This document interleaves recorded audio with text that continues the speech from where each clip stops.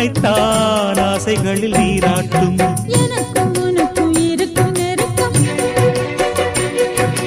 இளமை தொடங்கி முதுமை வரைக்கும். இரவும் பகலும் உறவை வளர்க்கும், இடையில் இருக்கும் தடையை தகர்க்கும்.